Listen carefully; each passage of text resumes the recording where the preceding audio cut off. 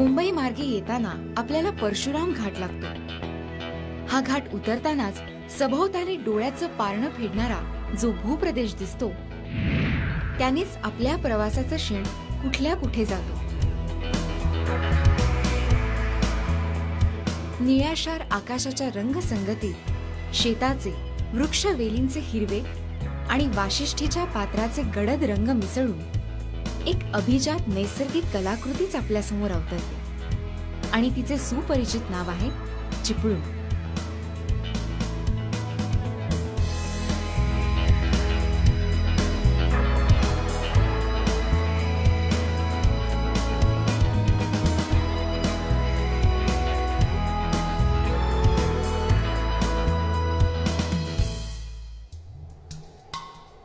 आपल्या नावाला साजसं या नगरीचं रूपडं आहे, म्हणूनच इथे येणारा प्रत्येक जण हरकून जातो.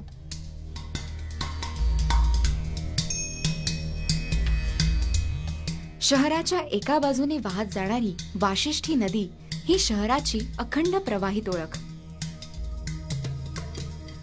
अगदी गोवळकोटच्या खाडीत विलीन होऊन नजर जाईल तिथपर्यंत तिचा आखीव रेखीवपणा डोळ्यात साठत राहतो आणि तिथपर्यंत जाण्याचा मोह मनाला आवरत नाही.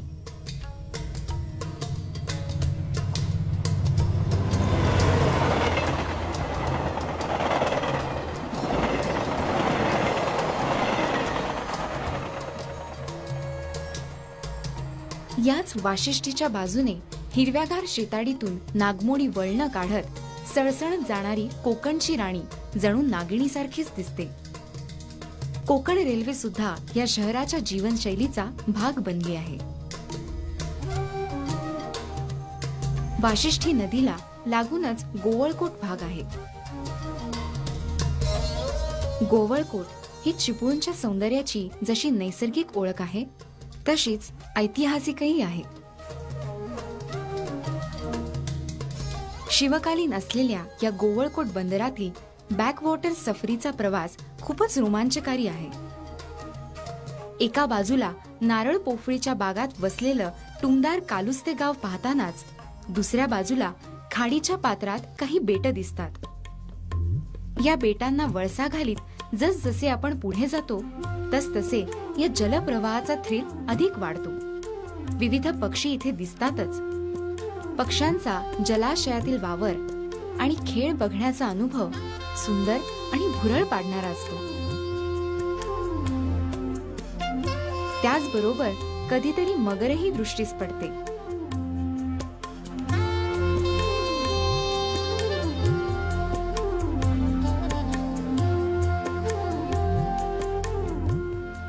गोवळकोट खाडीतील बॅकवॉटरच्या या सफारीनंतर आपण जसे बंदराला लागतो त्याच वेळी आपल्या दृष्टिक्षेपात पडतो तो गोवळकोटचा किल्ला.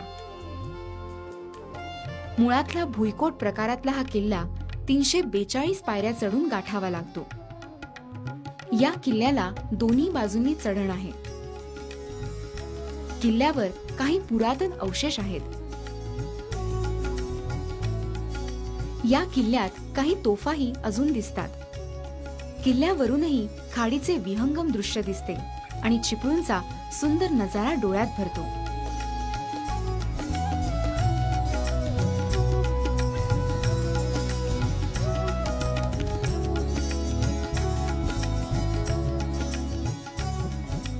गोवळकोट भागाची हद्द संपते त्यावेळी शहराच्या बायपास रस्त्याला लागून डोंगरात पांडवकालीन लेणी दिसतात.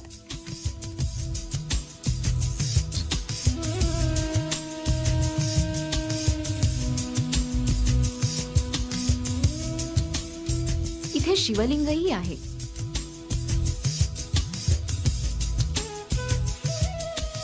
चिपळूणची हद्द ज्या देवाच्या भरोशावर आहे तो देव म्हणजे जुना कालभैरव अर्थात जुना भैरी. शिवाजी महाराजांनी या मंदिराला भेट दिल्याचे सांगितले जाते. जुना भैरीचा शिमगा सर्वत्र प्रसिद्ध आहेच.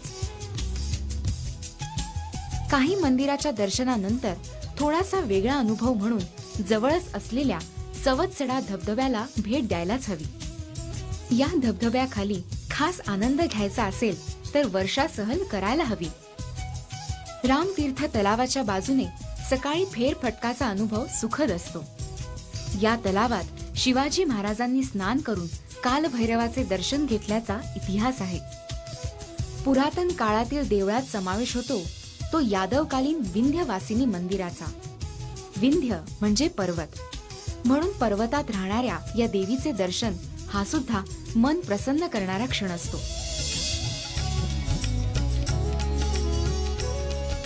या देवळाबरोबरच चिपळूण भेटीतील आणखी एक महत्त्वाचे मंदिर आहे, परशुराम मंदिर.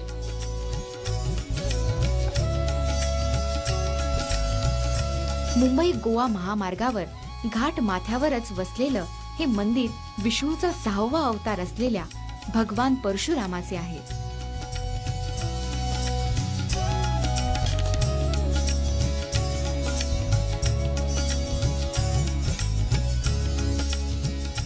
इथे ब्रह्मा, विष्णू आणि महेशाच्या मूर्ती आहेत. या मुख्य मंदिरापाठी रेणुका मातेचे मंदिर आहे.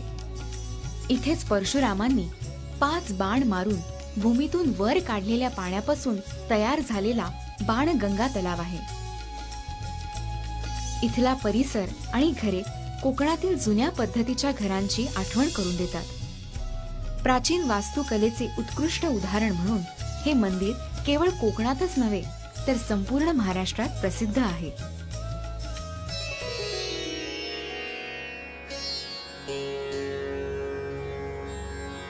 या देवळानंतर पर्यटन क्षेत्र म्हणून दर्जा लाभलेल्या गांधारेश्वराला भेट देण्याचा अनुभवही मन प्रसन्न करणारा आहे. वाशिष्ठीच्या अगदी काठावरच स्थापित झालेल्या या मंदिरातील शिवलिंग स्वयंभू आहे.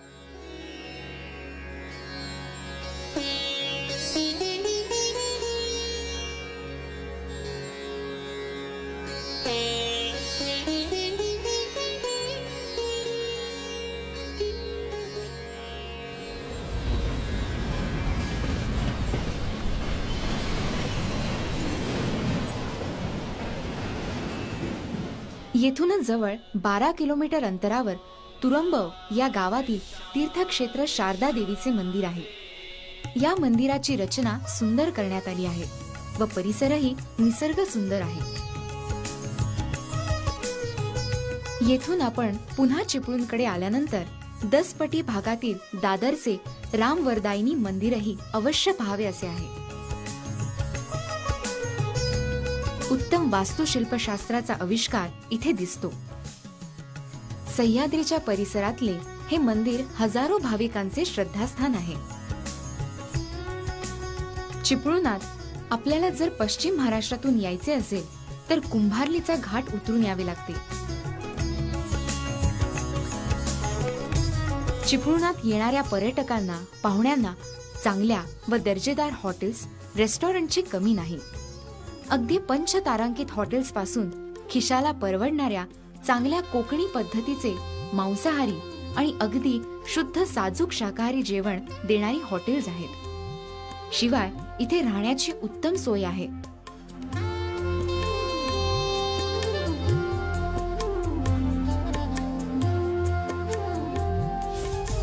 चारही बाजूंनी हिरव्यागार डोंगरांचा साज आणि त्यामध्ये वसलेल्या या नगरीचा हा वेगळेपणा पाहताना नकळत वाशिष्ठीचे पात्रही आपल्याला मोहक दिसते.